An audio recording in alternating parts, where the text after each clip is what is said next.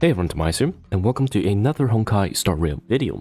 So we have a massive update to the global tier list from Pride1, of course, and we're also going to take a look at where Jing Yuan might place. So this is from the Hoyo Lab wiki, and we can take a look at what our version 1.1's initial tier list will look like.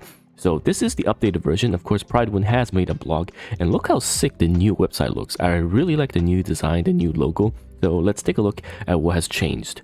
First things first, previously the tier list was based on the level 60 level range, but now this is the level 70 and looking at Memories of Chaos from 5 to 10. Alright, they've also made a note on how it differs from the CN sites, because I did, the CN tier list, and the difference is, of course, the fact that in the CN they were able to spend and get rebates, so everything they will look at a better, higher spending level versus this is, I would say, E0 for most people. Okay, and what I like to see right off the bat is obviously Bailu and Gepard at the top. For me personally, Gepard, I honestly think with how things are right now, we have only one true tank in Gepard, right? You have your pseudo tank in Clara, and MC is arguably really good, but the shield, it just cannot compare to Gepard.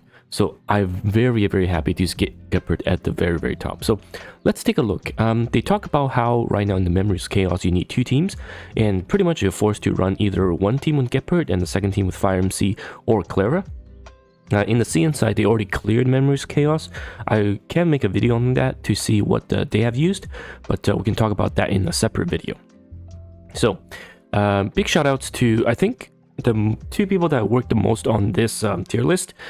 First of all, it's Grimo, and second is Vulcan, and as well as Genazad, the Clara lover.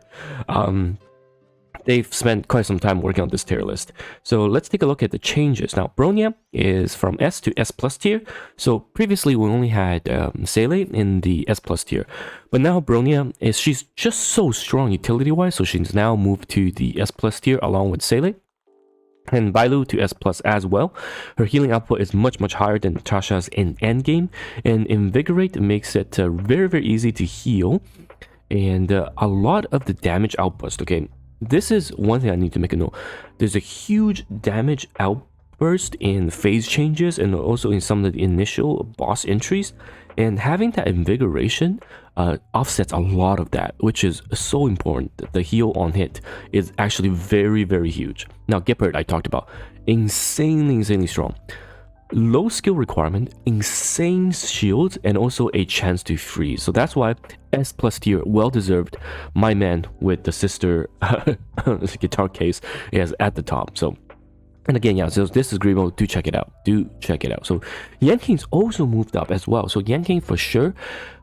With the protection of the Fire MC, with the taunts from Gepard and whatnot, very strong. Okay, very strong. And in the CN full clears, they did use Yanking as a part of their end game clear for Memories of Chaos level 15, I believe, is the highest. So Yanking's definitely the top.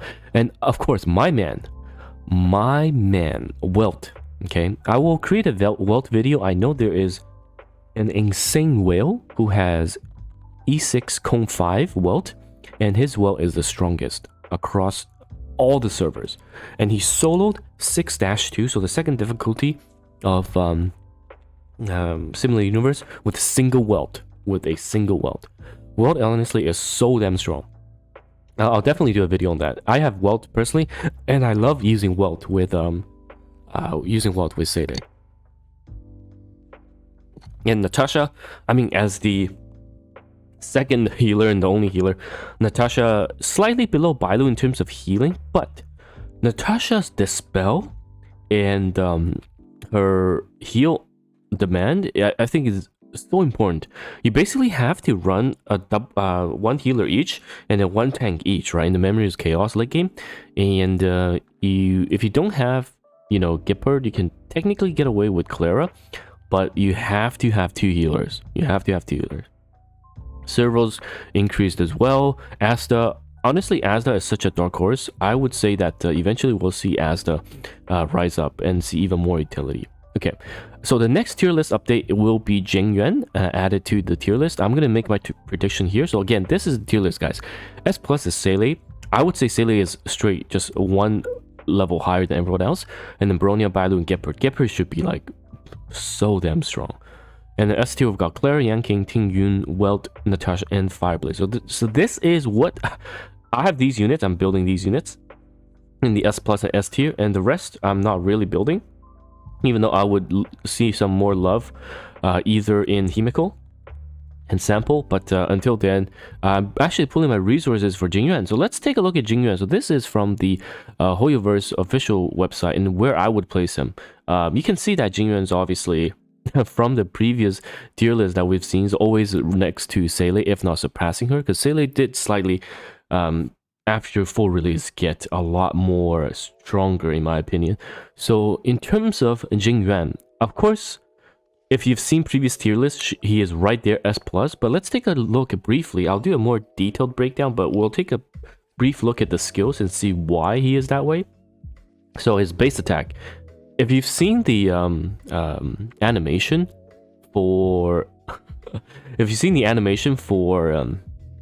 for Jing Yuan's short film, it's honestly so sick. It's honestly so damn good. And now I'm definitely more tempted to pull multiple copies of him.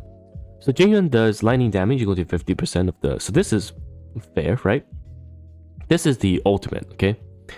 This ultimate deals lightning damage to equals to 120% of all the enemy's attack and increases the Lightning Lord's attack count by 3 for the next turn. So a lot of people ask, what the hell is the Lightning Lord? So that's the thing that he summons, okay? That's the his stand. And this is what makes Jing Yuan extremely broken, okay? So we'll see the Lightning Lord. Okay, this is the passive. Summons the Lightning Lord at the start of the battle. So when the battle starts, you get a additional quote-unquote character. Similar to, you know, in Kokolia's phase 2. Phase 3. He's got like this ice thing that is like a different unit. You cannot attack it, but it takes action on the action bar. So the Lightning Lord has a 60% base speed, so very slow. And 3 base attacks per action. So you see, when he sends that spear down, it's 3 instances of attack. And we saw how ultimate adds the attack count by 3 the next turn, right? So when the Lightning Lords take action, its hits are considered as follow-up attacks. So you already know in the simulated universe, it's going to be able to abuse the follow-up attack upgrade trees. And with each hit dealing lightning damage equals 33%. So this is already a 99% multiplier at the very base with ultimate plus 3 more, right? It's like double that. And enemies adjacent to it also receive 25% of the target. So this is 99% main target, and the adjacent enemies also receive that. Lightning Lords per action can reach a max of 10, and each time Lightning Lords hits per action.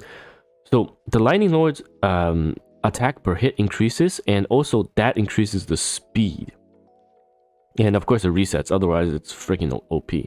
And when Jing Yuan is knocked down, okay, he's I guess HP reduces to 0, Lightning Lords will disappear. And if Jing Yuan is under crowd control, then of course unable to take action. So this is the skill. 50% of attack to all enemies and increases the account by 2 on the Lightning Lord. So you can see that, you know, this into ultimate instantly gives you a 8 base attack action Jing Yuan, okay? That's absolutely bonkers. And of course, you can use a technique which doesn't force you to use Jing Yuan as an attacker. I like that about units that don't force you to use the unit as an attacker, because you can switch, right? So it's really revolving around the Lightning Lord, and you can see his passives are really, really good.